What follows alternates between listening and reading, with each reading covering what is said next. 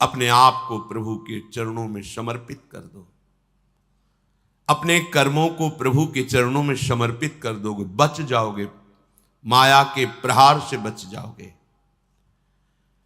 प्रभु कहते हैं जो शुभ शास्त्र के विधान के अनुसार कर्म किया गया, और अशुभ जो शास्त्र के प्रतिकूल आचरण बन गया है, वो भी सब मैं संभाल लूंगा, तुम केवल मेरी शरण में हो जाओ, तुम्हें नहीं भोगना पड़ेगा। भगवान कह रहे हैं। अगर बुद्धि ही खराब है तो भगवान की बात समझ में कैसे आएगी। कितना बढ़िया कृपा करके भगवान हमें उपदेश कर रहे हैं। अगर शास्त्र प्रतिकूल भी आचरण हो गए तो तू चिंता मत कर, मेरी शरण में आ जा। अनंत माताओं जैसा दुलार लेकर प्रभु, पर अपने लोग ऐसे मूढ़ हैं, ऐसी मलिन बुद्धि है कि इस बात को हम समझते ही नहीं। मैं कर लूंगा, मैं सुखी हो जाऊंगा, मैं अभी तक ये किया है आगे भी ऐसा करूंगा। व्यर्थ का अभिमान पतन का मार्ग पुष्ट करता है। श्री भगवान कह रहे, संन्यास योग का तात्पर्य होता है भगवान के चरणों में समर्पण करना, अर्पण करना। जब सब कुछ तू मेरे को अर्पण करेगा तो तू मुक्त हो जाएगा, जीवन मुक्त, और जीवन मुक्त परमानंद का अनुभव करता है। ये फल है। तत्कुरुष मदर्पणम, जो भी तू कुछ कर रहा है, यत करोषि, मेरे को अर्पण कर दे। बचा रहे हैं भगवान, बच जाओ। कर्म दोष, कर्म बंधन, जन्म मृत्यु, इससे बिल्कुल बचने का उपाय भगवान बता रहे हैं। पर इतनी मलिनता है हमारी बुद्धि में कि अभी सुनेंगे फिर भूल जाएंगे। अर्पण करने की भावना ही नहीं बन पा रही। एक स्थिति आती है जिसमें अर्पण करने का भी भाव नहीं रह जाता, क्योंकि अर्पण करने वाला ही नहीं बचा तो क्या अर्पण करें। वो एक स्थिति है, इसे बुद्धिवाद से लेकर के ना चले, नहीं तो स्थिति नहीं प्राप्त होगी, केवल बातें रहेंगी। हमारी स्थिति है शरीर में, शरीर संबंधियों में, भोगों में। देख लो तो आपको अभी ये अनुभव करना चाहिए कि अभी अहंकार है, देहाभिमान है, कर्तृत्व भोक्तृत्व भाव है, तो समर्पण वृत्ति में आओ। हर कर्म प्रभु को समर्पण करो, हर क्षण प्रभु को समर्पण करो, प्रभु के आश्रित हो जाओ। श्री भगवान कह रहे हैं हमारा सबके प्रति समभाव है। समोहम सर्वभूतेषु न मे द्वेष्योस्ति न प्रियः, ये भजन्तु माम भक्त्या मयि ते तेषु चाप्यहम्। बहुत अमृतमयी बात श्री भगवान कह रहे हैं। समोहम सर्वभूतेषु, मैं बराबर सब में विराजमान हूं, चाहे जड़ हो, चैतन्य हो, पापी हो, पुण्यात्मा हो, कोई भी हो। विद्या विनय संपन्ने ब्राह्मणे गविहस्तनी स्वनीचय सुपाके चा पंडिता समदर्शिना।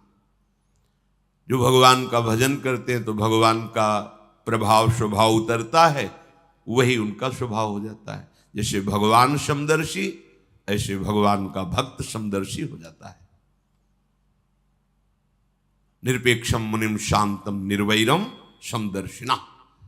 यहां भगवान समोहम सर्वभूतेषु, स्थावर जंगम, पवित्र अपवित्र, देवता मनुष्य, कोई भी, सब में भगवान समान रूप से विराजमान है। न मे द्वेष्योस्ति न प्रियः, मेरा कोई द्वेष का पात्र नहीं है और न मेरा कोई प्रिय है। ये भगवान का सिद्धांत है। आगे की जो बात कह रहे हैं वो बहुत मीठी बात कह रहे हैं। मेरा स्वभाव है समदर्शी, ना कोई मुझे प्रिय है ना कोई अप्रिय है, ना मेरा कोई द्वेष का पात्र है ना कोई प्रिय पात्र है। पर ये भजन तो माम भक्त्या, जो मुझे भाव से बजते हैं मैं पक्षपात ले लेता हूं उनका।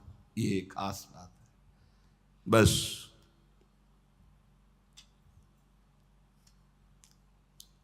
इसी बात से हम जीत गए। अगर केवल हिसाब हो तो हम कभी भगवत प्राप्ति नहीं कर सकते, कि तुम जो करोगे वही तुम्हें मिलेगा, तो हम कभी भगवत प्राप्ति के लायक ही नहीं हो सकते। पर ये बात हमें जिता देती है। ये भजन्तु माम भक्त्या मयि ते तेषु चाप्यहम्, मैं उनमें प्रकाशित हो जाता हूं और वो मेरे में प्रकाशित, जो मुझे प्रेम से भजता है। अब प्रेम है कि नहीं ये तो पता नहीं, पर प्रभु के सिवा और कोई है नहीं। वही जीवन है, वही हमारे सब हैं। राधा राधा राधा, इससे जीत गए। अगर हमारे हिसाब में देखा जाए तो ऐसा कोई तप सृष्टि में नहीं है जो भगवान को खरीद सके, ऐसा कोई सिद्धांत नहीं जो भगवान को अधीन कर सके।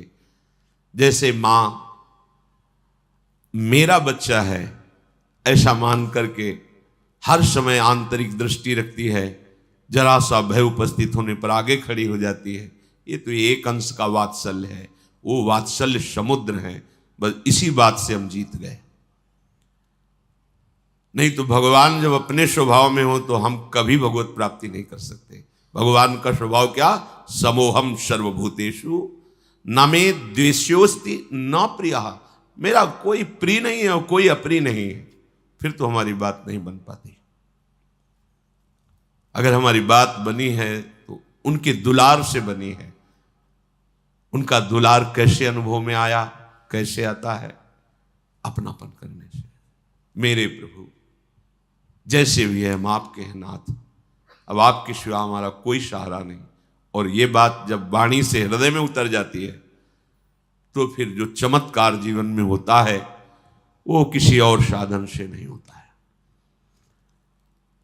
मृत्यु से बचने के लिए बड़े बड़े उपाय किए जाते हैं। जब हार हो जाती है उपायों की, तब ये बात ध्यान आती है कि है कोई ऐसा जो मुझे बचा सकता है। नहीं, जीव का ऐसा स्वभाव बन गया है कि वो पहले भगवान की शरण होता ही नहीं है। वो जब तक हार नहीं जाता तब तक भगवान की शरण नहीं होता है। ये पक्की बात है, ये स्वभाव है उसका। आखिरी दम तक वो तिनके का भी सहारा लेने की कोशिश करेगा। जब तिनके का भी सहारा नहीं रह जाता तब वो हारे को हरिनाम, तब वो सहारा लेता है। अगर पहले ही ले ले तो हारना ना पड़े, उसे विपत्तियों का सामना ना करना पड़े। एक बार देवताओं ने देखा कि युद्ध में जितने असुर मारे जाते हैं, दैत्य, उन सबको भगवान शुक्राचार्य जी के पास संजीवनी विद्या है। विद्या का प्रयोग किया, तत्काल जीवित हस्त पुष्ट। भगवान बृहस्पति जी के पास ये विद्या नहीं। जितने देवता मारे जाते वो अंग भंग वैसी स्थिति में रहते, मृत तो मृत। भगवान बृहस्पति जी के पास ये विद्या थी नहीं, भगवान शुक्राचार्य जी के पास। देवताओं ने बृहस्पति जी को अपना गुरु माना और दैत्यों ने शुक्राचार्य जी को गुरु माना। अपने गुरुदेव की कहीं भी लघुता मन में भी नहीं आनी चाहिए। इसलिए देवताओं ने कभी बृहस्पति जी से ये प्रार्थना भी नहीं की कि आप संजीवनी विद्या सीख लीजिए, हम लोगों को जिलाने, कभी प्रार्थना नहीं की। गुरु महिमा है। पर उनके बड़े पुत्र का नाम कच्छ था। उनसे बात की कि आप हमारे गुरु पुत्र हैं और हमारे ऊपर सबसे बड़ी संकट की बात है कि कोई साधन नहीं है जिससे हम अमर हो सके। और शुक्राचार्य जी के पास साधन है, संजीवनी विद्या। कोई भी असुर नहीं, जो भी मरा उसको तत्काल जीवित कर दिया। अगर आप जाएं भगवान शुक्राचार्य जी के पास और शिष्यत्व स्वीकार करें और उनको प्रसन्न कर लें तो आप अधिकारी हैं, आपको संजीवनी विद्या दे सकते हैं एक जीवन को जिलाने के लिए। अपनी जो पराविद्या है, ये जन्म मरण का चक्र ही रोक करके श्री जी के पास प्राप्ति कराने वाली ये पराविद्या है। जिनसे संजीवनी विद्या प्रकट हुई है उनकी भी संजीवनी है हमारी लाडली जो। जय श्री हरिवंश मदन सर जर्जर विथिकित श्याम सजीवन मूली। दिव्य प्रमोद रससार निजांग संग पीयूष बीच निचय रविसेचयंती कंदर्प कोटि सर मूर्छित नंद सोनु संजीवनी जयति कापि निकुंज देवी। ये जो अपने पास विद्या है ना, ये परा विद्या है, करोड़ों संजीवनी विद्या इसके समान नहीं। क्योंकि हमारी लाडली जो अनंत ब्रह्मांडों के ईश्वर भगवान श्री कृष्ण की भी संजीवनी मूरी है। संजीवनी जयति कापि निकुंज देवी। देवराज इंद्र ने जब हाथ जोड़ करके प्रार्थना की, बृहस्पति भगवान के बड़े पुत्र कच्छ अभी 9 किशोर अवस्था को प्राप्त हुए थे, उन्होंने कहा कि आप सब हमारे सम्माननीय हैं और आप हमको हमारे पिता बृहस्पति के समान आदर दे रहे हैं। अब हमारा कर्तव्य बनता है आपकी रक्षा करना। हम जा रहे हैं पर बड़ा संकटपूर्ण कार्य है, क्योंकि कोई भी दैत्य बर्दाश्त नहीं करेगा। हो सकता है मेरी मृत्यु भी हो जाए, पर आपके हित के लिए मैं मृत्यु का भी वरण कर लूंगा। जो संत स्वभाव के होते हैं उनका प्रभाव यही होता है कि वो अपनी हानि करके दूसरे का परम लाभ करना निश्चित करते हैं, और जो अशंत स्वभाव के होते हैं वो दूसरे की हानि करके अपना लाभ सोचते हैं। कच्छ ने सब देवताओं को आश्वासन दिया, अगर जीवित रहा तो संजीवनी विद्या लेके ही आऊंगा, और ना जीवित रहा तो फिर बात अलग है। इसमें परहित की भावना बहुत जोर की। परहित की भावना जहां होती वहां भगवान रक्षा करते हैं। स्वसुख वांछा जहां होती वहां आसुरी भाव होता है, राक्षसी भाव होता है, फिर वहां दुर्गति होती है। श्री महान महिमा में भगवान के पिता होने का सौभाग्य जिन्हें प्राप्त हुआ दशरथ जी महाराज, उनको वो परम लाभ जो गीधराज जटायु को मिला नहीं मिला। पंख कटे हुए रावण के अस्त्र से तड़प रहे, प्राण कंठ में है, बस चितवत राम चरण की रेखा। आगे पड़ा जटायु देखा, चितवत राम चरण की रेखा। भगवान ने गोद में लेकर पिता की तरह उनका तर्पण आदि किया।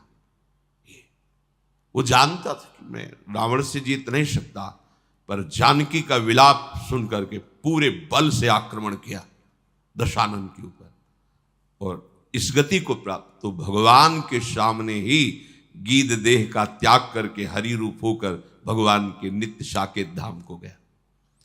परहित सबसे बड़ा धर्म है, परहित सरिष धर्म नहीं भाई। और यहां स्वसुख वांछा से ही हमारी सारी चेष्टाएं होती, इसीलिए आनंद की तो बात जाने दो, शोक भय संताप ये छोड़ ही नहीं रहा है।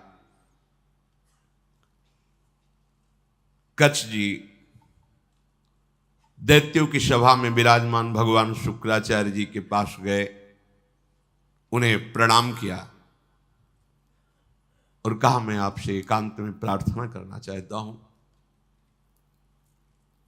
भगवान शुक्राचार्य जी ने एक तेजस्वी बालक एकांत समय दिया, प्रणाम करके कहा मैं अंगिरा ऋषि का पौत्र, भगवान बृहस्पति का पुत्र, मेरा नाम कच्छ है और मैं आपका शिष्य होना चाहता हूं। ब्रह्मन, मैं आपको गुरु रूप में वरण करता हूं। मैं 1000 वर्ष तक ब्रह्मचर्य रह करके आपकी सेवा करना चाहता हूं, और आप इसके लिए मुझे मना मत करना, इसकी अनुमति दे देना। शुक्राचार्य जी ने कहा कच्छ सुस्वागतम तेस्तु प्रतिगृहणामि ते वचः। अर्चयिष्येह मर्च्यम त्वामर्चितोस्तु बृहस्पति। मुझे बहुत प्रसन्नता हुई। कच्छ, तुम्हारे संकल्प का हम स्वागत करते हैं। शिष्य कौन है, किनका है, किस पक्ष का, ये नहीं देखा जाता। यदि वो शिष्यत्व स्वीकार कर रहा है और उसमें वो लक्षण हैं तो बिना किसी संकोच के, बिना कोई विचार के उसको स्वीकार कर लिया जाता है। ये धर्म की मर्यादा है। उसमें फिर नहीं देखा जाता आप कौन, कहां के, कैसे, नहीं। आप में आर्त भाव है, शरणागत होना चाहते हैं, वो स्वीकृत है। मैं तुम्हें स्वीकार करता हूं। तुम्हारा ये जो संकल्प है आदर का पात्र है। तुम्हारा सम्मान करना, भगवान बृहस्पति का सम्मान करना है। तब कच्छ ने कहा कि आपने बड़ी हम पर कृपा कर दी। महाकांतिमान कच्छ बड़े ही सुंदर थे। उनके सामने जल लेकर संकल्प किया, 1000 वर्ष तक मैं अखंड ब्रह्मचर्य रहूंगा। शुक्राचार्य जी ने कहा, मेरे ही भवन में तुम्हें अब रहना होगा और तुम प्रकाशित मत होइए कि मैं बृहस्पति पुत्र हूं, क्योंकि दैत्यों में देवताओं के प्रति द्वेष भाव है, वो अमंगल कर देंगे। और मेरी ये पुत्री देवयानी तुम्हारी ही अवस्था की है, नवकिशोर अवस्था ही, यौवन के पदार्पण की भूमिका को कहते हैं। तारुण्य प्रथमो प्रवेश समय, इसे किशोर अवस्था कहते हैं। तरुण अवस्था की प्रवेश की, अभी जवान नहीं कह सकते, वो प्रवेश स्थिति, ये बड़ी देव स्थिति होती है। तुम हमारी पुत्री का प्रिय करो, उसकी आज्ञा में रहो, अपना ही घर है, ऐसे निर्भय होकर रहो, पर बाहर सावधानी से ही निकलना, क्योंकि दैत्यजन ये जान न पावे कि तुम हमारे पास रहे हो। अभी कोई संजीवनी विद्या की बात भी नहीं की। देवयानी से कहा अब ये यही रहेंगे। 1000 वर्ष तक का इन्होंने नियम पूर्वक ब्रह्मचर्य का संकल्प लिया है। देवयानी जी ने स्वीकार किया उनको। वो सदैव देवयानी के सामने हाथ जोड़कर प्रणाम करना, उनकी आज्ञा में रहना, जैसे गुरु वैसे गुरु पुत्री, ऐसा भाव। 500 वर्ष व्यतीत हो गए ब्रह्मचर्य से रहते हुए और गुरु भवन में सेवा करते हुए, कोई नहीं जान पाया। एक दिन किसी गुप्तचर ने दैत्यराज को बताया कि भगवान शुक्राचार्य के घर में कोई नवकिशोर बालक बहुत ही देदीप्यमान, कांतिवान, काफी समय से रह रहा है। अब 500 वर्ष से कुछ हुआ नहीं था, इसलिए छूट भी हो गई थी। तो जो भविष्यान्नी के लिए गायें थी, उनको चराने के लिए जंगल में चले जाते। गुप्तचरों ने दैत्यों को बताया कि इस समय वो नवयुवक वन में गाय चराने गया हुआ है और एकांत प्रदेश है, और हमने पता लगाया वो युवक कोई और नहीं, बृहस्पति जी का पुत्र कच्छ है। गुप्तचर भी बड़ी विद्या से युक्त होते हैं पूरा, और मुझे लग रहा है कि ये सब एक देवताओं का प्लान है जो संजीवनी विद्या सीखने के लिए भेजा है। अब आपका क्या आदेश है? उनका आदेश क्या, उसे मार के फेंक दो, पर ऐसी सावधानी से मार करके उसे अलग अलग करो जिससे शुक्राचार्य जी जिला ना पावे। एकांत प्रदेश में वो गौएं चरा रहे थे। दैत्यों ने जाकर अस्त्र शस्त्र से उन्हें छोटे छोटे टुकड़े काट डाले कच्छ के और कुत्तों को खवा दिया। देखो, एक संजीवनी विद्या के लिए कष्ट सहना, और ये तो अंतिम है, अब संसार चक्र में ही नहीं आना। इसके लिए अगर एक बार कोई हमारे ऊपर प्रहार करे या शरीर छूट जाए तो मेरा घाटा थोड़ी है। शरीर तो वैसे ही छूटना है। अगर मुझे शरीर छोड़ने पर श्री जी मिल जाती है तो सस्ता बड़ा सौदा है, बहुत सस्ता सौदा है। प्राण दिए यह प्रेम न पाइए, और मुझे मिल रहा है।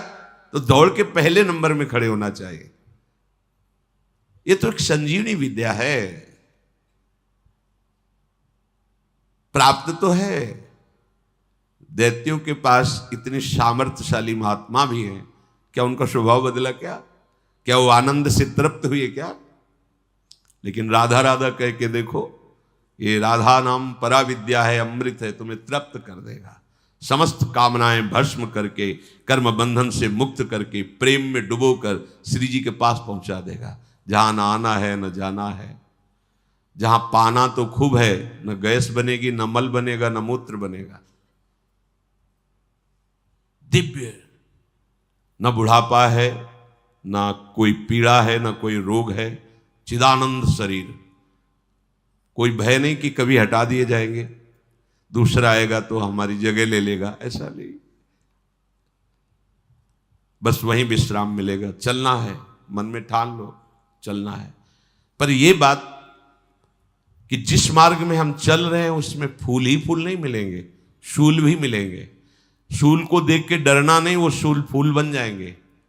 पर आप सोचो कि अब हम तो भजन में चले तो सब जयमाला पहनावे हमें और हमें प्रणाम करें, नमस्कार करें, तो भूल जाना जब आप अच्छी चढ़ाई पर चढ़ रहे होंगे तो पैर पकड़ के घसीटने वाले हजारों दौड़ पड़ेंगे, पर आपको रुकना नहीं है। बल आपका श्री जी है, इसलिए कोई घसीट नहीं सकता, पर विघ्न बाधाएं आपको घेर लेंगी। किसी उत्तम वस्तु की प्राप्ति के लिए बहुत उसे छुपा के रखा जाता है, बड़े विघ्न रखे जाते हैं जिसे कोई अधिकारी ही प्राप्त कर पावे। उनको मार दिया, कच्छ को, उनके शरीर के टुकड़े टुकड़े करके कुत्तों को खवा दिया। अब उस दिन गौवें बिना रक्षक के वापस आ गई। देवयानी जी ने देखा कि कच्छ तो आए नहीं, गौवें लौट आई। उन्होंने शुक्राचार्य जी से कहा कि भगवान, आपने अग्निहोत्र कर लिया, सूर्यदेव अस्ताचल को चले गए, गौवें वापस आ गई, पर कच्छ वापस नहीं आया। मेरा हृदय भयभीत हो रहा है, कच्छ के साथ कुछ अमंगल हुआ। मैं सत्य कहती हूं, मेरा हृदय कभी झूठ इशारे नहीं करता। मेरे हृदय में आ रहा है कि शायद अब कच्छ जीवित नहीं है। भगवान शुक्राचार्य जी ने ध्यान देकर देखा, बोले तो ये तो गजब हो गया, कच्छ को काट करके कुत्तों को खवा दिया दैत्यों ने। ठीक है, संजीवनी विद्या का प्रयोग किया, हर कुत्ते के पेट से फट फट करके मांस एकत्रित हुआ, कच्छ जिंदा हो गए। ये संजीवनी विद्या, विद्या का बड़ा प्रभाव होता है। इलवल और वातापी नाम के दैत्य थे ना, इसी विद्या को जानते थे, और उनको संतों से द्वेष था। जो आसुरी स्वभाव के होते, संत उनका भी मंगल करते, पर उनका द्वेष होता है, उनको सताने में अच्छा लगता है। जो सीधे धर्मात्मा संत भगवत मार्ग के पथिक, उनको संकट में डालना, उनको तड़पाना, उनको मारना, इससे उनको अच्छा लगता है। जो दैत्य राक्षसी स्वभाव के जन होते हैं, भला संत किसी से क्यों ऐसा द्वेष करेंगे कि किसी को कष्ट हो? पर देखो ना, पूज्यपाद उड़िया बाबा को काट डाला गड़ासे से, भरी स्वभाव जैसे फव्वारे जैसे निकलते ना, ऐसे खून के फव्वारे निकले। ये दैत्य स्वभाव बड़ा ही कड़ुआ स्वभाव है। इलवल क्या करता कि साधारण वेश में जाता और जंगल में जितने भी ऋषि मुनि आश्रमों में सबको निमंत्रण देता, हमारे आज अहो भाग्य, आप हमारी कुटिया में पधारिए, और एक साधारण धर्मात्मा का वेश रखता। अब संत वायु पीने वाले, जल पीने वाले, पत्ता खाने वाले, कंदमूल फल खाने वाले, चलो भगवान की इच्छा से कोई निमंत्रण करने आया है, पा लेते हैं। वो अपने भाई वातापी को मार करके वो ऐसे मिलाता कि कोई जान न पाता भोजन में। जरा जरा सब सैकड़ों ऋषियों की पंगति लगाई, सब प्रसाद पा के खड़े हुए, ताओ विद्या का प्रयोग करता, संजीवनी विद्या। वातापी फड़ाक फड़ाक सबके पेट भट जाते और वो एकत्रित हो गए। हाँ भैया, बोले हो गए, 100 मरे, 500 मरे, उनको सुख मिलता है। अब ऋषियों की संख्या कम होने लगी तो भगवान अगस्त्य जी से कहा, जो समुद्र को पी गए थे, कि ऋषियों पर बड़ा संकट है, वो अलग अलग भेष बदल कर आता है, निमंत्रण करता है और अपने भाई को मार करके ऐसे मिला देता है कोई जान ही नहीं पाता।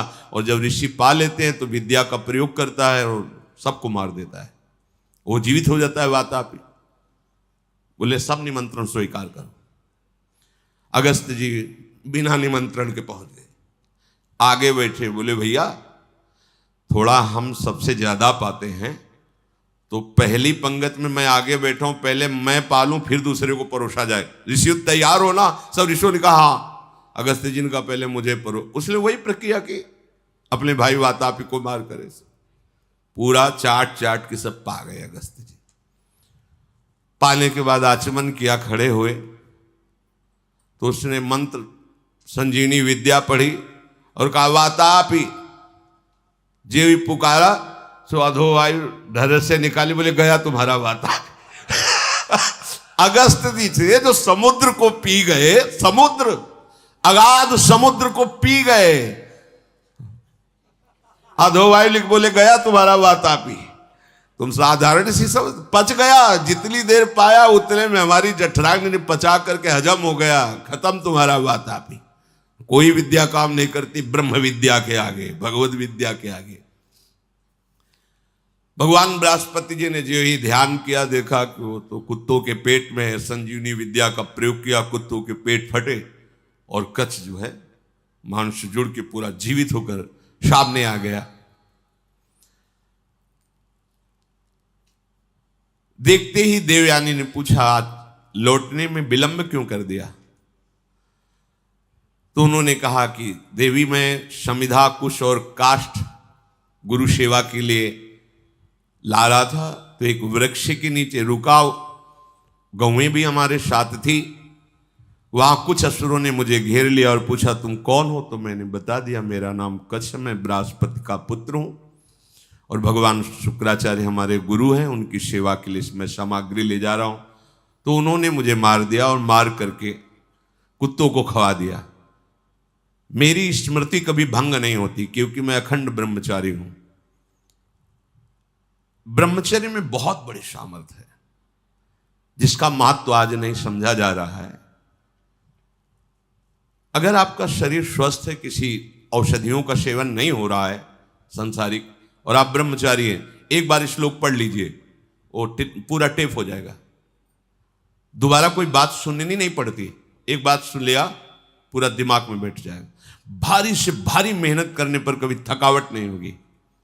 2-4 दिन नींद ना आवे तो आपको परेशानी नहीं होगी, क्योंकि बहुत शीतलता, बहुत धैर्य, गंभीरता, ये सब ब्रह्मचर्य प्रकट कर देता है, तभी उपासना परिपक्व होती है।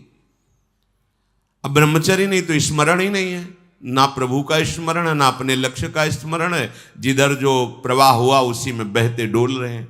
शरीर इतने क्षीण हो रहे हैं वासना के कारण कि कुछ भी प्रकृति की मार झेलने लायक ही नहीं रह गए। देखो ब्रह्मचर्य का प्रभाव। कच्छ कह रहे हैं मुझे पूरा स्मरण है, मेरी स्मृति कभी भंग नहीं होती। जब हमारे गुरुदेव ने संजीवनी विद्या का प्रयोग किया तो फिर मैं जीवित होकर तुम्हारे सामने उपस्थित हूं। कच्छ ने जब अपने मारे जाने की बात कही तो देवयानी बड़ी सावधान हो गई कि कच्छ को अब गाय चराने नहीं भेजना। दैत्यों को तो पता था कि हमने मारकर खवा दिया। अब तो एक दिन सेवा के लिए कुछ पुष्प की आवश्यकता हुई तो देवयानी ने कहा पास के ही जंगल से पुष्प ले आइए।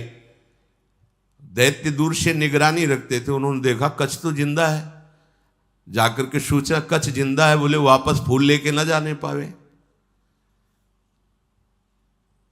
अब की क्या करें? बोले मारो, मार के जलाओ, जला के राख जो है समुद्र में बहा दो। जब पुष्प ही लौट करके नहीं आए कच्छ पुष्प लेकर के, तो देवयानी ने फिर प्रार्थना की कि शाम होने जा रही, पुष्प तो सुबह लेने भेजा था, अभी तक कच्छ वापस नहीं आए। शुक्राचार्य जी ने कहा, ध्यान धर के देखा, बोले कच्छ को मार के जला के समुद्र के जल में प्रवाहित कर दिया, मतलब जल में मिला दिया। तो उनका भगवान यदि कच्छ पुनः वापस नहीं आएंगे तो मैं भी जीवित नहीं रहूंगी, क्योंकि इतने वर्षों से हमारी आज्ञा में सेवा में रह रहे हैं, तो हमारा एक अपनापन हो गया है। तो उनका देखो, चाहे जितनी बार जिलावें वो प्रयोग यही करेंगे, बार बार उन्हें मारेंगे। कभी ऐसा वो बुद्धिमानी से प्रयोग करेंगे कि संजीवनी विद्या का प्रयोग करने वाला ही नहीं रहेगा, इसलिए तुम भूल जाओ कच्छ को।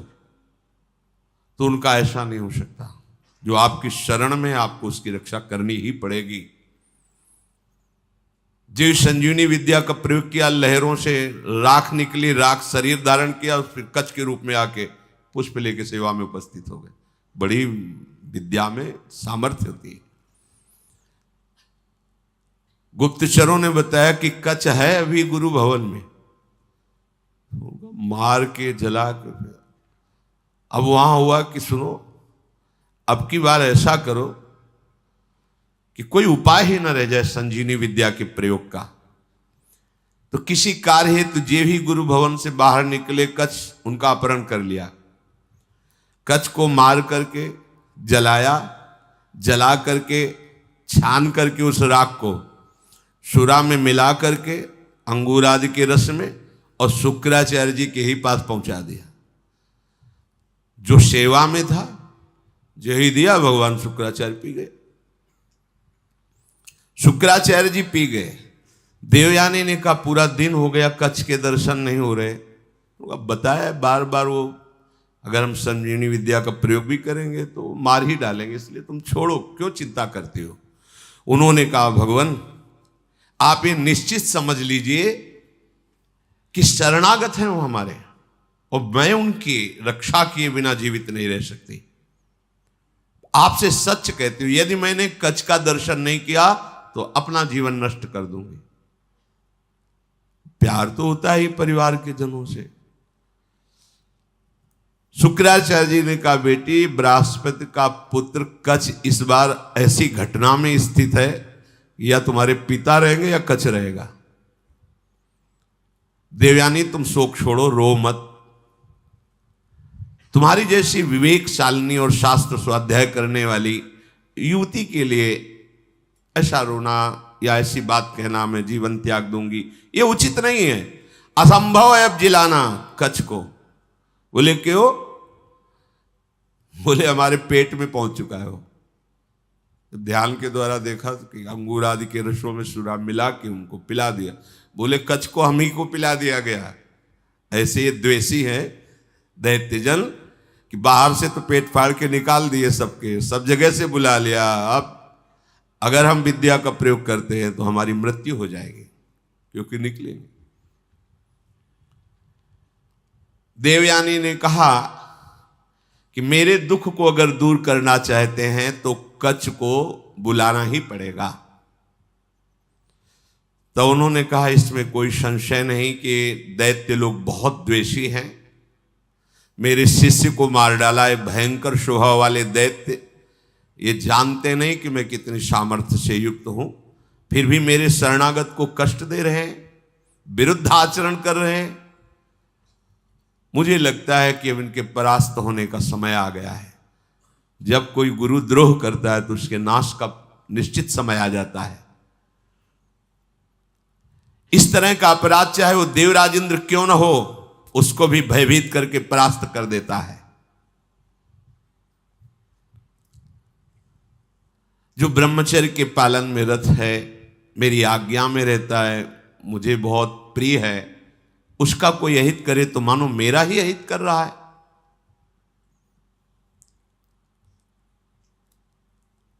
गुरु ने मन में विचार किया कि अब कैसे उसको जिलाए। तो कच्छ तुम मेरी बात सुन रहे हो, संजीवनी विद्या का ध्यान करते हुए कहा। तो अंदर से कच्छ बोले हाँ गुरुदेव सुन रहा हूं, बहुत भयभीत भी हूं, क्योंकि मैं आपकी आंतों के बीच में फंस गया हूं। विद्या के प्रभाव से अंदर से आवाज। गुरुदेव आप प्रसन्न हो, मैं आपको प्रणाम करता हूं। जैसे पुत्र का पिता पर और पिता का पुत्र पर स्नेह होता है, उसी प्रकार हमारा आपके प्रति और आपका हमारे प्रति स्नेह है। शुक्राचार्य जी ने कहा उस समय मैं नहीं जान पाया जिस समय तुम हमारे मुख द्वार से उदर में गए। तो उनका गुरुदेव आपके प्रसाद से और ब्रह्मचर्य से मेरी स्मरण शक्ति मरने पर भी नहीं छूटती। मुझे पूरी याद है। यदि आपने संजीवनी विद्या का प्रभाव किया और मैंने आपके पेट को फाड़ा तो सबसे बड़ा कलंकी मैं कहलाऊंगा कि गुरुदेव की हत्या करने वाला है। गुरुदेव, यद्यपि मैं कष्ट में हूं पर मैं आपके पेट को, आप ऐसा संजीवनी विद्या का प्रयोग मत कीजिए जिससे आपकी मृत्यु हो जाए। मैं हर क्लेश सह सकता हूं लेकिन गुरु के विरुद्ध नहीं चल सकता। आचार्यपाद, असुरों ने मुझे मार करके मेरे शरीर को जलाकर चूर्ण बना करके और अंगूर आदि के रस में मिलाकर आपको पिला दिया है। ब्राह्मी, आसुरी, दैवी तीनों मायाओं के आप ज्ञाता हैं। आपके होते हुए कोई भी माया उल्लंघन नहीं कर सकती।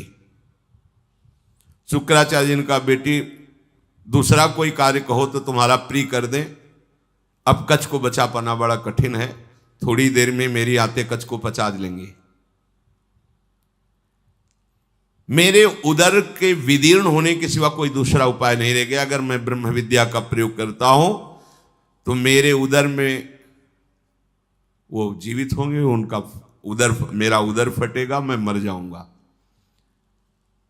देवयानी जी ने कहा पिताजी कच्छ का नाश नहीं होना चाहिए क्योंकि आपका शरणागत शिष्य है और आपका वध होना ये मैं देख नहीं सकती, सह नहीं सकती। आप बड़े प्रवीण हैं, दोनों के बीच का रास्ता निकालिए। शुक्राचार्य जी ने कहा बृहस्पति के पुत्र कच्छ, तुम हमारी बात सुन रहे हो? देवयानी तुम पे प्रसन्न है और मैं भी तुम्हारा हित करना चाहता हूं, इसलिए तुम सुनो, मैं तुम्हें मृत संजीवनी विद्या देता हूं। आए भी इसीलिए थे, आज तक नहीं कहा था। गुरु की शरण जिस भाव से हुआ जाता है बिना मांगे वो बात पूरी हो जाती है यदि आपकी निष्ठा और भावना है। देखो ऐसी परिस्थिति दैत्यों ने प्रकट की विपरीत, लेकिन वही विपरीतता इनके लिए अनुकूलता का स्वरूप हो गई। शुक्राचार्य जी ने कहा तुम सुनो, मैं तुम्हें संजीवनी विद्या का उपदेश करता हूं। संजीवनी विद्या का उपदेश किया और कहा जब मैं अपने ऊपर प्रयोग करूंगा तो तुम बाहर निकलना, मेरा पेट फाड़ के तो मेरी मृत्यु हो जाएगी, फिर तुम संजीवनी विद्या का प्रयोग मेरे ऊपर करना जिससे मैं जीवित हो जाऊंगा। मेरे इस शरीर से जीवित निकलकर तुम मेरे वास्तविक पुत्र बन जाओगे क्योंकि मेरे उदर में रहे तुम। गुरु से विद्या प्राप्त करके सामर्थ्यशाली होने पर भी शिष्य को सदैव गुरु के प्रति दोष दृष्टि से रहित धर्मयुक्त दासता का भाव ही रखना चाहिए। तो भगवान शुक्राचार्य से संजीवनी विद्या प्राप्त करके उन्होंने कहा हाँ प्रभु मेरी स्मरण में आ गई संजीवनी विद्या। जे ही प्रयोग किया संजीवनी, शुक्राचार्य जी का पेट फटा और कच्छ बाहर निकले। बड़ा ही तेजस्वी स्वरूप संजीवनी विद्या प्राप्त करने के बाद और हो गया कच्छ का, मानो मूर्तिमान वेद रूप धारण करके आ गए हो। शुक्राचार्य गुरुदेव को भूमि में मृत पड़ा देख करके उन्होंने अपनी गुरु विद्या संजीवनी का प्रयोग किया। जे ही प्रयोग किया ते ही उठ खड़े हुए भगवान शुक्राचार्य, साष्टांग प्रणाम किया। गुरुदेव मैं विद्या से शून्य था, उस दशा में आपने मेरा पालन पोषण किया और अत्यंत दुर्लभ मृत संजीवनी विद्या दी जो अमृत धारा है। कोई भी महात्मा ऐसा कैसे हो सकता है कि अपने ऐसे उपकार करने वाले गुरुदेव को कभी भी दुखी कर सके। आप ही मेरे माँ हो, आप ही मेरे पिता हो। हे गुरुदेव, हम जिस कार्य के लिए आए थे वो कार्य पूर्ण हुआ, पर मैं सदैव आपका हूं, आपका दास हूं। जब जैसी आज्ञा आप हमें जरूर दीजिएगा। गुरु की कृपा के बिना कोई भी विद्या सिद्ध नहीं होती। जो गुरुदेव से विद्या प्राप्त करके गुरुदेव की अवहेलना कर देता है, उसे प्रतिष्ठा रहित पाप पूर्ण नरकों की प्राप्ति होती है। कोई भी मंद बुद्धि अज्ञान से युक्त होकर के कभी यदि अपने गुरुदेव का अपमान कर दे तो धर्म भ्रष्ट हो जाएगा, उसे ब्रह्म हत्या का पाप लगता है। इस लोक परलोक में दोनों में उसकी निंदा होती है। तपस्या की निधियों की निधि अप्रमेय शक्तिशाली महानुभाव शुक्राचार्य जी ऐसी बात सुनकर बहुत प्रसन्न हुए गुरु निष्ठा देख करके। कच्छ ने देवताओं का कार्य सिद्ध कर दिया, संजीवनी विद्या उन्हें प्राप्त हो गई, पर वो 1000 वर्ष पूरा करने के लिए अपने गुरु की सेवा में रहे। फिर प्रणाम किया और कहा, अब मुझे अपने घर जाने की अनुमति दीजिए। जब कच्छ का व्रत पूरा हो गया, गुरु ने उनको जाने की आज्ञा की, तो देवयानी ने कहा, हमारी सेवा में रहे हो, मेरी आज्ञा के बिना कैसे जा सकते हो? आप उत्तम कुल विद्या तपस्या इंद्रिय संयम से सुशोभित हो रहे हो। महायशस्वी महर्षि अंगिरा जिस प्रकार मेरे पिताजी के लिए माननीय है, उसी प्रकार आपके पिता बृहस्पति मेरे लिए आदरणीय और पूजनीय है। तपोधन, अब मैं जो बात कर रही हूं उस पर ध्यान दीजिए। आपका ब्रह्मचर्य व्रत 1000 वर्ष का था, समाप्त हुआ,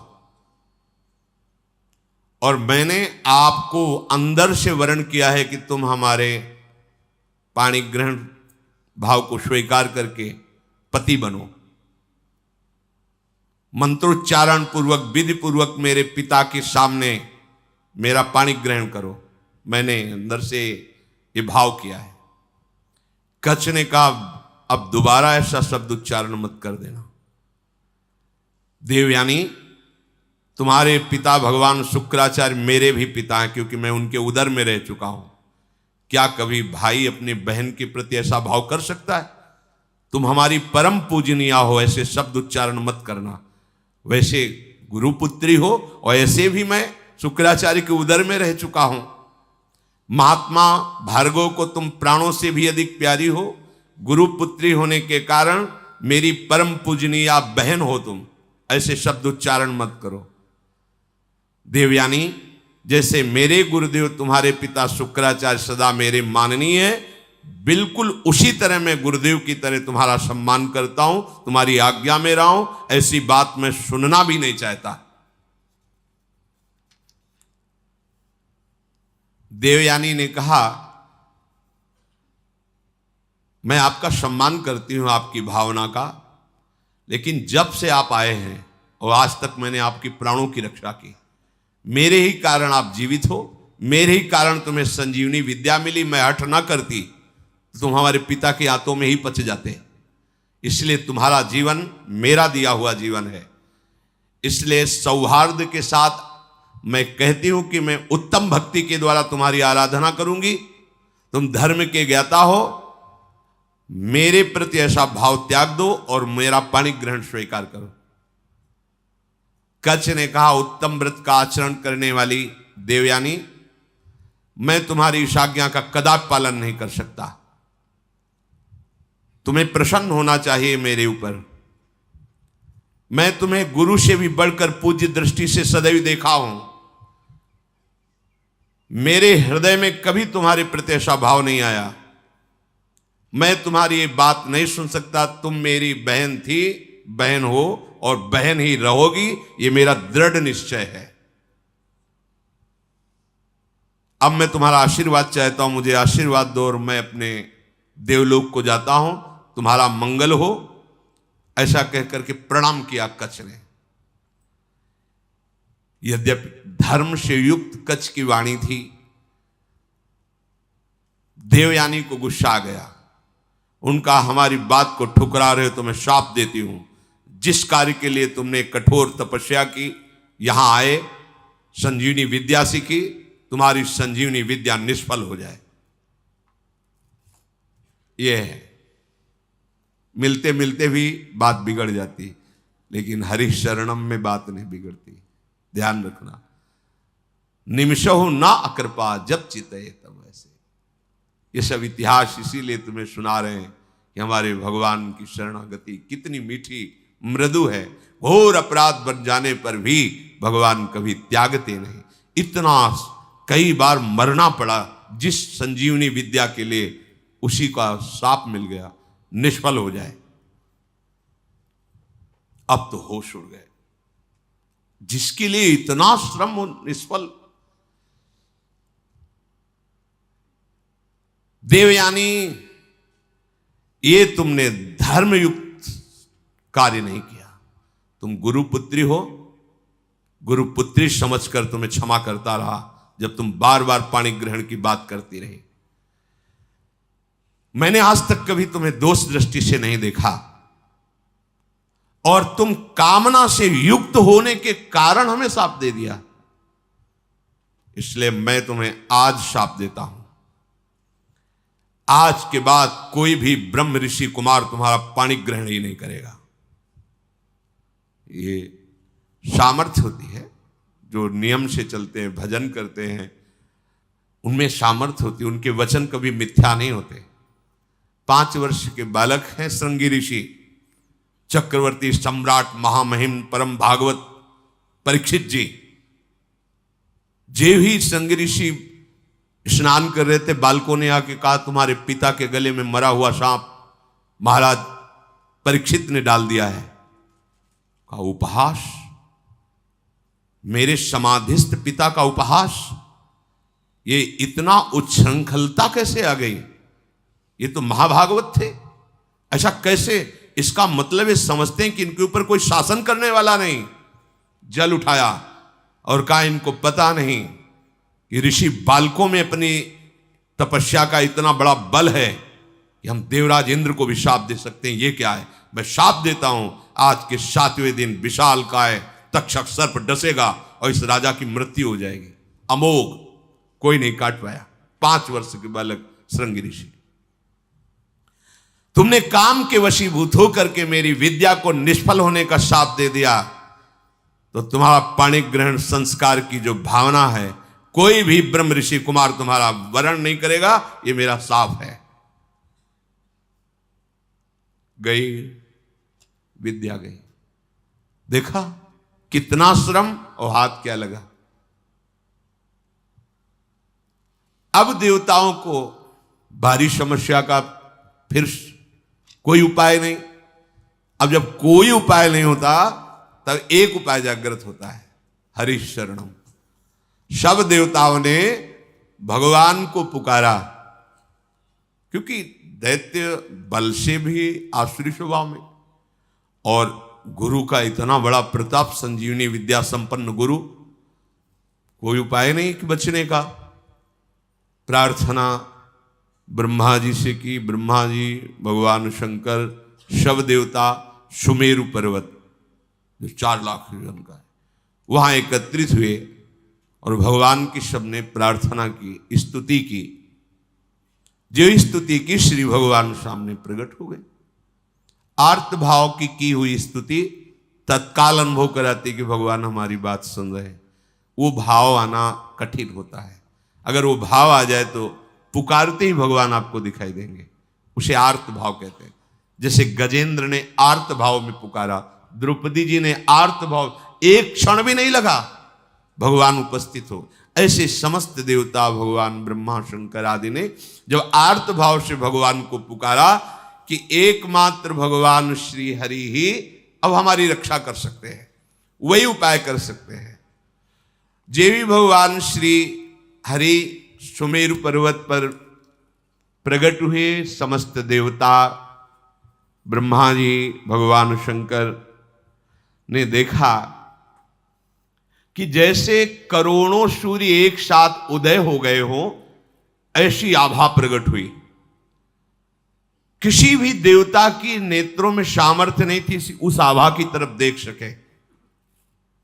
इसलिए इस श्लोक आता है सुधा, तेजो रूप निकुंज एव कलयन नेत्रादि पिंड स्थितम। निकुंज ऐसा तेजोमय है कि किसी की सामर्थ्य नहीं देख सके। जब लाडली जी की सखियों की कृपा होती, जो आचार्य रूप से आई, वो जब दिव्य नेत्र देते तब निकुंज को करोड़ों सूर्य एक साथ जैसे प्रकट हो गए, ऐसी कांति प्रकट हुई। सबकी आंखें चौंधे आ गईं, सब बेशुद्ध हो रहे हैं। भगवान ब्रह्मा शंकर आदि सावधान होकर के सुंदर झांकी की। उस तेज के बीच में मरकतमणि पन्ने के समान स्वच्छ श्यामल शरीर, जैसे कमल के भीतरी भाग के समान सुकुमार नेत्र, लाल लाल डोरियां, चमकता हुआ करोड़ों बिजलियों की कांति वाला पीतांबर, सर्वांग सुंदर श्याम शरीर, रोम रोम से सुंदरता फूट पड़ रही है। धनुष के समान टेढ़ी भौहें, बड़ा सुंदर मुख, महामणिमय किरीट, भुजाओं में बाजूबंद, कानों में झलकते हुए कुंडलों की चमक, कपोल सुंदर खिले हुए, करधनी में लड़ियां, हाथों में कंगन, गले में चरणों तक माला। भगवान श्री हरि प्रकट हुए। जे ही भगवान प्रकट हुए तो भगवान के दिव्य पार्षद आसपास सब सेवा में उपस्थित, सुदर्शन चक्र आदि मूर्तिमान पार्षद रूप होकर सेवा में रहते हैं। जब आदेश होता है तो अस्त्र रूप धारण करके फिर लीला करते हैं, जैसा आदेश भगवान का होता है। समस्त देवताओं ने साष्टांग पृथ्वी पर लौट करके भगवान श्री हरि को प्रणाम किया और सबने भगवान की स्तुति की। अजात जन्म स्थिति संयमाया गुणाए, निर्वाण सुखार्णवाये, अणुरणिम्ने परिगण्य धाम्ने, महानुभावाय नमो नमस्ते। संपूर्ण सृष्टि का प्रादुर्भाव, स्थिति और प्रलय ये आपसे ही होती है, पर आप इससे संबंध नहीं रखते। होती आपसे ही है पर आप इससे संबंध नहीं रखते। जैसे चुंबक के आकर्षण से लोहा जो जड़ है वो चलायमान होता है, पर चुंबक की कोई इच्छा नहीं होती, उसका स्वाभाविक ऐसा आकर्षण है कि उसमें हलचल पैदा हो जाती है। ऐसे ही श्री भगवान की सामर्थ्य से सृष्टि का सृजन पालन लय होता रहता। भगवान निर्लेप है, निर्विकार है, प्राकृत गुणों से रहित एवं मोक्ष स्वरूप परमानंद के महान समुद्र, सूक्ष्म से भी सूक्ष्म और महान से भी महान, हे परमेश्वरशाली प्रभु श्री हरि, हम आपको बार बार नमस्कार करते हैं। समस्त देवताओं ने भगवान की स्तुति की और कहा, प्रभु आप ही हमारे रक्षक हैं। जब कोई विशेष संकट पड़ता है तब आप हमारी रक्षा करते हैं। ब्रह्मादि देवताओं ने स्तुति करके मौन होकर हाथ जोड़कर खड़े हो गए। यह स्वभाव है क्या, जब हार जाता है तब याद आती भगवान की। ये सबका स्वभाव, पहले ही भगवान की याद कर लो। पर वो जब किसी ऐसी विपत्ति में फंसता है कि कोई सहयोगी नहीं होता, तब भगवान की याद आती है। सब हाथ जोड़कर खड़े हो गए। समस्त लोकों के एकमात्र स्वामी भगवान श्री हरि ने कहा, ब्रह्मा, शंकर और समस्त देवताओं, सावधान होकर सुनो, ये मेरी सलाह है, इससे तुम सबका मंगल होगा। इस समय तुम्हें यह समझना चाहिए कि गुरु की कृपा है दैत्यों के ऊपर।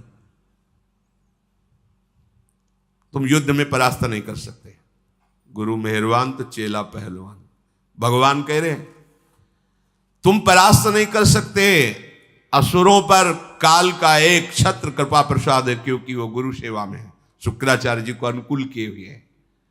उनकी इस समय कोई भी अभ्युदय या अवनति नहीं कर सकता। हमारा विचार है कि इस समय तुम्हें अस्त्र शस्त्र रहित होकर उनकी सभा में जाना चाहिए, नमस्कार करना चाहिए, उनसे मित्रता करनी चाहिए और फिर एक बड़ा कार्य का अनुष्ठान करो। जब तुम्हारा कार्य सिद्ध हो जाए फिर तुम भले उनसे लड़ाई करना। तुम्हारा कार्य होगा समुद्र मंथन, जिससे अमृत निकलेगा। उस अमृत को तुम पी लोगे तो संजीवनी विद्या की जरूरत ही नहीं, कोई देवता मरेगा ही नहीं। पर अमृत अकेले नहीं निकलेगा, मंथन में प्रयत्न करेंगे वो भी, पर वो अहंकार और द्वेष से युक्त होने के कारण उस अमृत के अधिकारी नहीं है। वो अमृत तुम्ही को मिलेगा। वो अमृत का प्रभाव है, जरा सा भी मुख में चला जाए तो कभी वो मरेगा नहीं। लेकिन ये अमृत पीकर देवता भी परम शांत या परमानंद में निमग्न नहीं है, वो भी अंदर से भयभीत रहते हैं, उनके अंदर भी कामनाएं हैं। इसलिए ये अमृत काम का नहीं है अपने। कौन सा अमृत? अपने लिए काम का। राधा नाम सुधा रसम, सुधा माने होता है अमृत, अमृत रस राधा राधा राधा, जहां पूर्ण निर्भयता, किसी से द्वेष ही नहीं। हरिवंश नाम लीन जे अजात शत्रु ते सदा।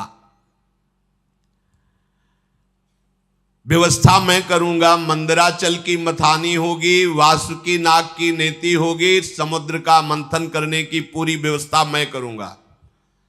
आलस्य प्रमाद छोड़कर विश्वास करो और जाओ, हाथ जोड़ो, प्रणाम करो दैत्यों को और उनको मिलाओ, अपने मित्र बनाओ, और फिर ये बताओ कि दोनों मिलकर समुद्र मंथन करें और उसमें से अमृत निकलेगा और हम सब पान कर लेंगे। वो राजी हो जाएं। बिल्कुल क्रोध मत करना, और जो कुछ भी निकले मेरे इशारे के बिना तुम स्वीकार करने की चेष्टा मत करना। देवताओं को आदेश देकर भगवान श्री हरि उन्हीं के बीच में अंतर्धान हो गए। उनके चले जाने पर ब्रह्मा शंकर ने उस दिशा को नमस्कार किया जिधर भगवान अंतर्धान हुए।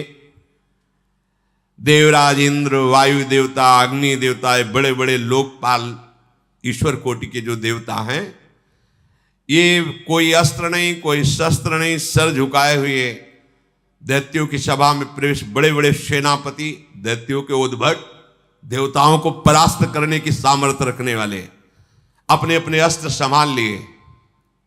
और उनमें हुआ कि जब अस्त्र नहीं लिए और सर झुका के, अरे इसका मतलब ये युद्ध के लिए नहीं है, इसका मतलब ये संधि भावना से आ रहे हैं। उन्होंने अपने अपने अस्त्र नीचे उतारे। देवता लोग गए और हाथ जोड़कर ऐसे किया। ऐसे ही काम बनता है। अगर अमृत पद प्राप्त करना है ना, तो जो गाली दे तो भी हाथ जोड़ना पड़ेगा। ये भगवान की सलाह है। अगर अमृत पद प्राप्त करना है तो देखो, यहां किसी का कोई यश व्यस नहीं रहता। पढ़ के देख लो, एक से एक सब माया सब धूल डालती चली है। किसका यश है? किसका यश है? एक समय आता है कि एक आदमी का यश फैल जाता है। दूसरा समय आता है कोई जानता नहीं कौन था, क्या कैसा, धूल में मिल गया। ये यश, ये कीर्ति, ये प्रणाम, ये नमस्कार, रुपया, पैसा, बिल्डिंग, माया, ये सब छलावा है। केवल जीने के लिए इन वस्तुओं को अपना आराध्य मानकर समय नष्ट करना बड़ी मूढ़ता होगी। अखंड भगवान का स्मरण चल रहा है, और वो जैसे रखें उनका कार्य है। अपना लक्ष्य केवल प्रभु होना चाहिए। प्रभु के सिवा और कुछ सब व्यर्थ है, सब व्यर्थ है। मरे तो क्या रह गया, क्या रह जाएगा? आप देखो कितने बड़े बड़े यशस्वी जन हुए हैं, बलवान, धर्मात्मा। कौन जानता है, भगवान का नाम नहीं ले रहे तो तुम्हारा नाम क्या लेंगे? और यहां इतनी बुद्धि हमारी देहाभिमान से युक्त है कि अगर परोपकार के लिए छोटा सा पौशाला भी खोलेंगे तो पूरे परिवार का मैं जिला पता तक, नंबर तक उसमें डाल देंगे। ऐसा देहाभिमानपूर्ण। अगर एक पंखा लगाएंगे तो हर पंखुड़ी में वो नाम लिखा होगा, जिला लिखा होगा, बाप माता का सबका नाम, मतलब एक पंखे से ही पूरे पिता तर जाएंगे। ऐसा देहाभिमान पुष्ट कि हमारा नाम हो, हमारी कीर्ति हो। अरे भगवान का नाम तुम नहीं जप रहे हो तो तुम्हारा नाम कौन जपेगा, तुम्हारी कौन कीर्ति गाएगा? इसलिए यदि अमृत पद प्राप्त करना है तो झुकना सीखो, सर झुकाना सीखो सबके चरणों में, क्योंकि सब में मायाधीश भगवान गुप्त रूप से विराज। वो देख लेंगे कि अहंकार रहित हो, तुम्हें अमृत पद दे देंगे। भगवान ने सलाह दी, यदि तुम्हें अमृत पान करना है तो तुम्हें सर झुकाना पड़ेगा। इसीलिए भगवान के भक्तों को देखो, कितना भी सताया जाए कभी विरोध नहीं करते। जोई जोई प्यारो करे सोई मुहि भावे। समस्त संपत्तियों से सेवित असुर सेनापतियों से सुरक्षित उस सभा में देवताओं ने कहा कि हमारे मन में एक विचार आया है, क्या आप लोग सहयोग करेंगे? हम दोनों मिलकर के यदि समुद्र मंथन करें और उससे अमृत निकलेगा, पक्का निकलेगा, हमें विश्वास है, क्योंकि भगवान ने बताया था। अगर आपको जचे तो आप स्वीकृति दे दो, तो उपाय किया जाए अमृत मंथन का। तो वहां शंबर, अरिष्ट नेमी, त्रिपुर निवासी बड़े बड़े बलवान दैत्य बैठे थे। उन्होंने कहा अमृत मिल जाएगा तब तो सब बढ़िया बात बन गई। अब इसमें समझौता की क्या बात है, हम सब एक ही है, चलो समुद्र मंथन प्रारंभ करते हैं। सबने मंथन के लिए स्वीकृति दे दी, समुद्र मंथन के लिए। भगवान ने बताया था कि मंदराचल की मथानी होगी, 11,000 योजन ऊपर, 11,000 नीचे। एक योजन का मतलब 4 कोस, 11,000 का मतलब 11 का मतलब 44,000 कोस, 44,000 कोस ऊंचे। और नीचे मूल जड़ भी 11,000 उखाड़ के लाना है समुद्र के समीप, और इसकी मथानी बनानी है। मंथन किसका हो रहा है? समुद्र का। अब बड़े बड़े बलवान देवता दैत्य मंदराचल को ललकारते हुए, गरजते हुए उखाड़ तो लिया, पर फिर संभाल नहीं पाए तो सैकड़ों देवता और दैत्य चटनी बन गए, इतना बड़ा पहाड़। अब देवताओं ने भगवान का स्मरण किया कि प्रभु शुरुआत से अमंगल शुरू हो गया, और डर गए सब कि अब ये तो घटना इतनी घट गई, इसी में हजारों देवता दैत्य पिस गए तो कैसे काम चलेगा। भगवान जिनकी पंखों से सामवेद उच्चारण होता है, उन गरुण जी के ऊपर विराजमान मंद मंद मुस्कुराते हुए आए, जो देवता दानव चकनाचूर हो चुके थे। किसी के कंधे टूट गए थे, किसी का हाथ टूट गया, किसी के कमर टूट गई, कोई मर गया। भगवान गरुड़ पर बैठे हुए ही अमृतमयी दृष्टि से देखा, सब स्वस्थ, सब जीवित। कर तुम अकर तुम अन्यथा कर तुम। ऑपरेशन नहीं करना पड़ा हड्डियों का, औषधि नहीं लगानी पड़ी। समझो, भगवान बिना औषधि के भी, सारी औषधियों में सामर्थ्य उन्हीं के है। अगर कोई औषधि काम कर रही है तो भगवान की ही सामर्थ्य है। वो आपको, आपके मन को, आपके हृदय को परम शीतल कर देंगे। इसलिए सब औषधियों की औषधि हरिनाम है, विश्वास करो। अमृतमयी दृष्टि से सबको स्वस्थ और जीवित कर दिया। इसके बाद गरुड़ जी को आदेश किया, गरुड़ जी थोड़ा नीचे उतरे। ऐसे ही जैसे कोई कमल का फूल पकड़े, ऐसे भगवान ने मंदराचल को उठाया, गरुड़ जी के एक पंखे पे रख लिया और कहा चलो समुद्र के किनारे सब, और समुद्र के तट पर जाकर मंदराचल को विराजमान किया। भगवान के आज्ञानुसार वासुकी नाग को बुलाया गया और कहा तुम्हें हम वचन देते हैं कि अमृत में तुम्हारा हिस्सा होगा, पर आपको नेति का काम करना पड़ेगा। वासुकी नागों के राजा है, हजारों फड़धारी, विशाल काय। वो भी आनंदित हुए और समुद्र मंथन में मंदराचल की नेति, वो रस्सी बनने का काम किया। अब उत्साह सहित मंदराचल को समुद्र में पधराया गया। ऊपर से वासुकी नाग की नेति बनी। समुद्र मंथन आरंभ किया गया। भगवान ने देवताओं को इशारा किया हमारे साथ आओ। वो वासुकी नाग के मुख को की तरफ असुर लोग हट गए, बोले हमको तुम इतना नीच समझते हो कि सांप की पूंछ पकड़ेंगे, नहीं होगा समुद्र मंथन। भगवान यही चाहते थे। भगवान ने कहा नहीं, आप अगर आपको ऐसा लगता है चलो सब पूंछ पे चलो, क्योंकि जब मंथन होगा तो भारी विषाग्नि निकलेगी वासुकी नाग के मुख से। असुर स्वभाव के जो होते हैं ना, उनको यही, अगर उनका मंगल भी चाहो ना तो उनको अमंगल ही अच्छा लगता है। उन्होंने कहा कोई हम ऐसे वैसे नहीं है कि हम सांप की पूंछ पकड़े, तुम आगे रहो हम पीछे नहीं। समुद्र में भगवान ने कहा आइए आइए आइए पकड़िए, और देवता उसका काम बन गया, चलो पूंछ की तरफ चलो। अब देवताओं ने पूंछ की तरफ और असुर मुख की तरफ, लक्ष्य है अमृत प्राप्ति, समुद्र मंथन प्रारंभ किया। लेकिन जेव ही घुमाया तो मंदराचल धसने लगा। फिर भगवान से कदम कदम पर भगवान की जरूरत है भगवत प्राप्ति के लिए।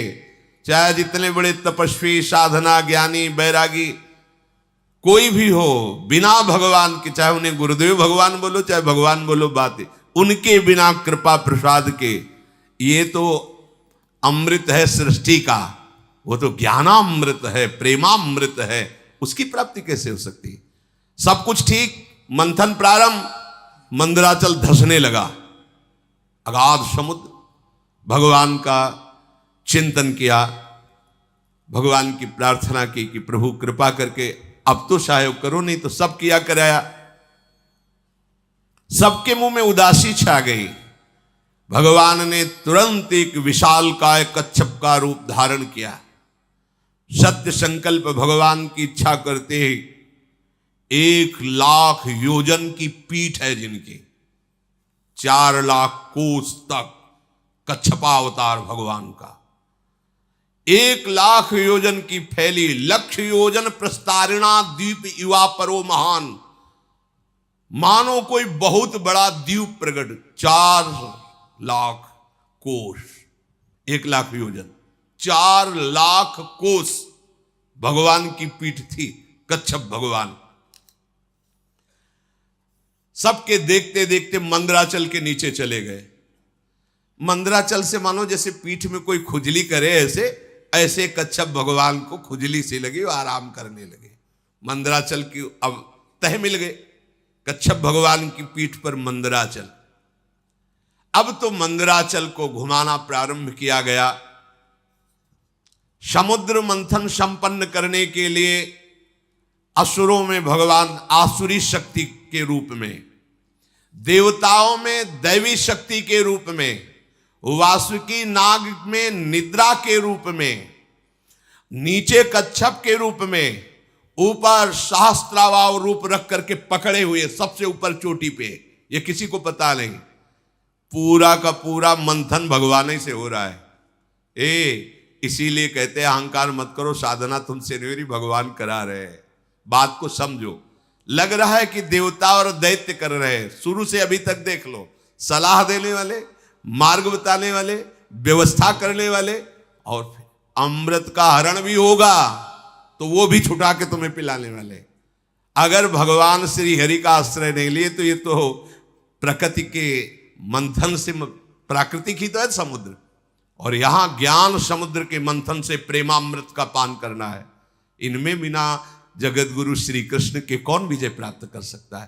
बोले इसमें गुरु की क्या आवश्यकता है? तो चल के देख लो, मिल ही जाए तो बता देना आके। आज तक किसी को मिला हो, इतिहास साक्षी हो तो बता देना। बिना गुरु का आश्रय लिए, और वो गुरु भगवान ही है। भगवान गुरु, गुरु भगवान। अब समुद्र मंथन बड़ी दृढ़ता से प्रारंभ हुआ। जेवी समुद्र मंथन प्रारंभ हुआ, वासुकी नाग के मुख से विष उगलना प्रारंभ। आप देवता सुरक्षित है पूंछ की तरफ, दैत्य झुलस रहे हैं। देवताओं की तरफ देख रहे हैं तो हल्की हल्की फुहारें आ रही हैं, शीतल। क्यों? भगवान के जिस पक्ष में है उनके पक्ष में हो ना, तो वहीं विष की ज्वाला और वहीं शीतल फुहारें। भगवान कह रहे समूहम सर्वभूतेषु, देखो समूहम, जो नीचे की पंक्ति में कहा जो मेरा भजन करता है, पक्षपात ले लेते हैं भगवान। क्षुब्ध हो गया समुद्र, भारी मंथन प्रारंभ हुआ। ऐसी विष के धुएं निकलने लगे, व्याकुलता बढ़ गई। भगवान ने तत्काल शीतल जल वर्षा का आदेश किया कि अगर ऐसा तो फिर कैसे समुद्र में, पग पग पर विघ्न है, भगवान न हो तो साधना सिद्ध ही नहीं हो सकती। भगवान की प्रेरणा से दिव्य बादल आकर के वर्षा करने लगे, शीतल सुगंधित वायु चलने लगी, सबकी जान में जान आया। अजित भगवान स्वयं मेघ के समान श्यामला शरीर, पीतांबर धारण किए, कानों में मकराकृत कुंडल बिजली की तरह चमक रहे हैं। विश्वविजयी भगवान देवताओं की तरफ खड़े होकर स्वयं मंथन कराने लगे। अब बड़े वेग से मंदराचल घुमाया जाने लगा। समुद्र में खलबली मच गई। समुद्र ने भी हाथ जोड़कर कहा कि महाराज मेरे तो प्राण ही चले जाएंगे। बोले तुम भी धैर्य रखो, सहो, तुमको भी अमृत का छींटा मिल जाएगा। अमृत के लोभ से देखो, और ये अमृत देवता पीकर भी किस सुख को प्राप्त कर रहे हैं, देख लो। ये नामामृत, लीला अमृत के सामने कुछ नहीं। ब्रह्मा जी रोज प्रणाम करते हैं भगवान के भक्त को। ये भगवान की भक्ति के समान जो प्रेमामृत है, कहीं नहीं, कहीं नहीं। जो अमृत पिए हुए देवता, उनसे भी श्रेष्ठ मानव देह कहा गया है। देव दुर्लभ ही होनी कही गई। क्यों? क्योंकि इसमें तुम नामामृत का पान कर सकते हो, ज्ञानामृत का पान कर सकते हो, प्रेमामृत का पान कर सकते हो। अब तो जे ही मंथन शुरू हुआ तो हलाहल विष निकला। मंथन काय के लिए हो रहा है? अमृत के लिए। पर अमृत के पहले क्या निकला मंथन में? विष। इस विष को केवल शिव पचा सकते हैं, शिव, दूसरा नहीं। क्या विष है? कहते जब पहले भजन नहीं करते थे बड़ी शांति लगती, जब से भजन शुरू किया गंदी गंदी बातें आ रही, काम आ रहा, क्रोध आ रहा। अब मंथन शुरू तो विष आएगा नहीं। शिव, तुम्हारा संबंध नहीं है अंतःकरण धर्म से, ये ज्ञान ही शिव है। वंदे बोधमयम नित्यम। बोध माने ज्ञान। जो ज्ञान स्वरूप है वही इस विष को पचा सकता है। नहीं पचाना मुश्किल है, हार जाओगे, भाग जाना पड़ेगा, आप टूट जाओगे। नहीं, ज्ञान के द्वारा, विवेक के द्वारा। अगर इस विष को न पचाया होता तो संतों ने अमृत पान न किया होता। हलाहल नामक इतना वो जहरीला कि उसके जो फूहे उड़ रहे थे, आसपास का सब वन भस्म हो गया। अब देवता दैत्य सब के प्राण व्याकुल हो गए केवल उसकी भाप से जो जहर निकला। भगवान ने कहा कि चलो सब कैलाशपति का स्मरण करो। देवाधिदेव महादेव भगवान शंकर ही बचा सकते हैं। भगवान सदाशिव को पुकारा, अंबा के साथ भगवान प्रकट हुए। ऋषि मुनि देवता दैत्य सब प्रणाम करके प्रार्थना कर रहे। तीनों लोकों का अभ्युदय और मोक्ष जिन ऋषियों ने संकल्प करके कि सबका मंगल हो, वो सब ऋषि भी आ गए और स्तुति करने लगे भगवान शंकर की। देव देव महादेव भूतात्मन भूत भावन त्राहिनः शरणापन्नास त्रैलोक्य दहनाद विषाद। हे देवताओं के भी आराध्य देव, देवाधिदेव महादेव, अब आप ही समस्त प्राणियों की रक्षा कर सकते हो। हम सब आपकी शरण में आए हैं। ये त्रिलोकी को भस्म कर देगा विष। अगर इस विष को नहीं पचाओगे तो स्थूल सूक्ष्म कारण तीनों इस विष से व्याप्त हो जाएंगे। जिस काम के लिए ये मंथन शुरू हुआ था साधना का, वो काम पूरा नहीं हो पाएगा। इस विष को पचाना ही होगा, शिव रूप होकर, जीव रूप होकर नहीं। देहाभिमानी जीव, अंतःकरण धर्म का दृष्टा शिव।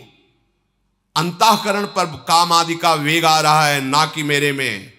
अगर ये ज्ञान नहीं रखोगे, हमारा मन ऐसा, हमारा मन ऐसा, ढो मन की सारी बातें, उसी में फंसे रहो।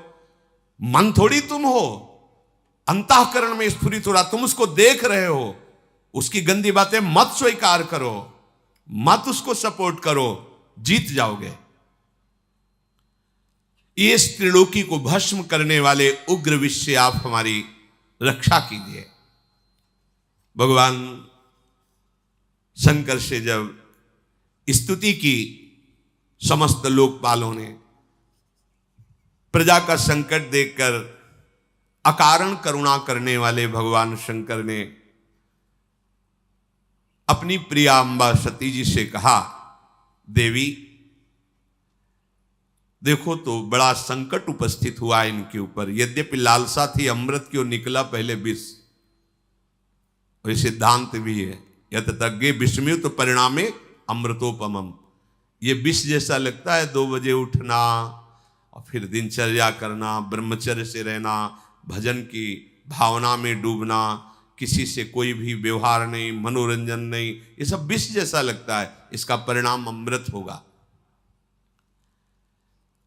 अब मेरा कर्तव्य बनता है कि मैं इन्हें निर्भय कर दूं। सबकी रक्षा करना सामर्थ्यशालियों की सामर्थ्य का प्रयोग है। सज्जन पुरुष अपने क्षणभंगुर प्राणों की भी बलि देकर दूसरे की रक्षा करते हैं। देखो, कोई भी कार्य करने के पहले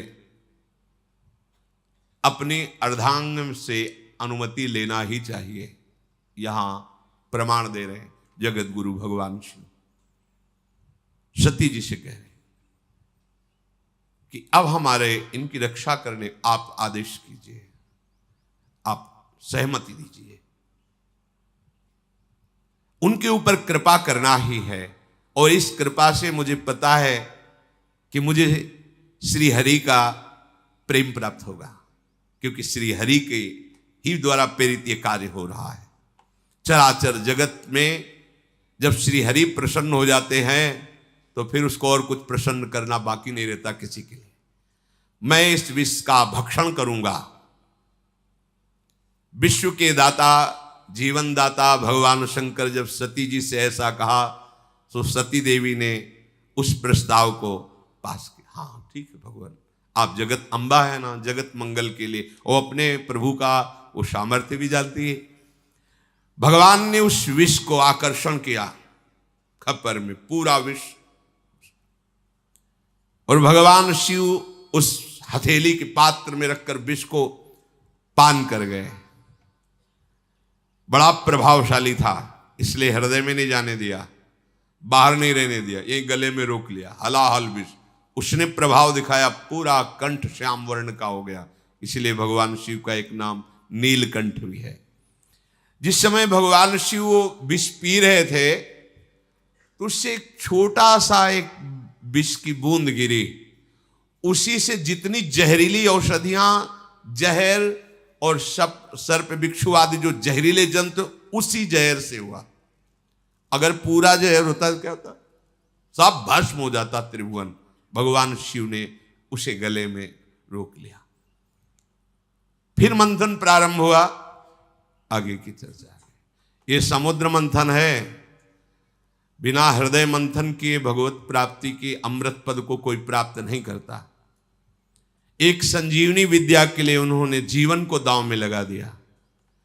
एक अमृत प्राप्ति के लिए जो लोकवत है, देखो कैसा, आप भगवदामृत पान करने के लिए कितने मजबूत होने चाहिए। इसे किसी ने कुछ कह दिया, आप रो रहे हो, कोई थोड़ा विघ्न आ गया, भजन छूट गया, उदास बैठे हो, भगवान तुम्हारी क्या यही भगवत्ता है, एक सुख सुविधा दी थी वो छीन लिया, अब कोई हमारा नहीं रहा वो छीन, ये सब बहुत नीचे स्तर के। तुम बहादुर हो, ऐसे सूरवीर हो कि त्रिभुवन में तुम्हारे कोई कदम को लड़खड़ा न सके, रोक न सके भगवत प्राप्ति, क्योंकि सहयोगी हमारे प्रभु हैं। देखो ना, समुद्र मंथन में अगर प्रभु ना हो तो प्रारंभ ही नहीं होता। ऐसे ही तुम्हारे भगवत प्राप्ति को अगर प्रभु स्वीकार न किए होते तो प्रारंभ ही नहीं होता। यही सर आवत अति कठिनाई, राम कृपा बिनु आई न जाई, गृह कारज नाना जंजाला, तेति दुर्गम शैल विशाला। पहाड़ जैसे हैं ये घर परिवार के मोह ममता, इसको जो लांघ कर तुम आए हो ना, तो हरि ने तुम्हें घसीटा है। वही अमृत पद तक सहयोग करते हैं और वही अमृत पद के रूप में मिलते हैं। इसलिए साधक को कहा जाता है कर्ता भाव छोड़ो। ये मत सोचो कि आप कुछ कर रहे हो, आपसे प्रभु करा रहे हैं। जैसे समुद्र मंथन में सब कुछ प्रभु कर रहे हैं। मंदराचल लाने वाले, सलाह देने वाले अर्थात प्रेरणा करने वाले, फिर मंदराचल को लाने वाले, फिर मंदराचल को रोकने वाले, फिर ऊपर से मंदराचल को दबाने वाले, वासुकी नाग में निद्रा के रूप में, देवताओं में दैवी शक्ति के रूप में, असुरों में आसुरी शक्ति के, वही सब रूप में कर रहे हैं। हमारे जो भी भागवतिक साधना होती मेरे प्रभु मेरे हृदय में बैठकर करा रहे हैं। कर्ता भोक्ता भाव नष्ट हो जाएगा, अमृत पद की प्राप्ति होगी। भगवान ही इस विषैले काम क्रोधादि से हमारे को बचाते हैं, अपनी सामर्थ्य नहीं। कभी किसी को अहंकार नहीं करना चाहिए। यदि जितेंद्री हो, धर्म से चलते हो, भजन कर रहे हो तो भगवान की कृपा से कर पा रहे हो। अगर उनकी कृपा का छत्र हट जाए तो अभी आपको दिखाई देगा कुछ नहीं हो, कुछ नहीं हो। जहां कहीं किसी बड़े महात्मा को कभी ऐसा लगा तो भगवान ने अनुभव करा दिया। जैसे देवर्षि नारद जी बहुत बड़े महापुरुष हैं, काम विजयी, जरा सा लगा तो आपने चरित्र सुना। दुर्वासा जी बड़े महान महात्मा है, कोई साधारण थोड़ी भगवत स्वरूप है, लेकिन जरा सा अहम आ गया तो देखा त्रिभुवन में भागे घूमे। अगर कहीं किसी को कोई भी विभूति नजर आती है अपने में तो भगवत कृपा को देखो, अहंकार मत करो, क्योंकि वास्तविक भगवत कृपा से ही मार्ग चला जाता है। शेष चर्चा आगे। श्री राधा वल्लभ लाल।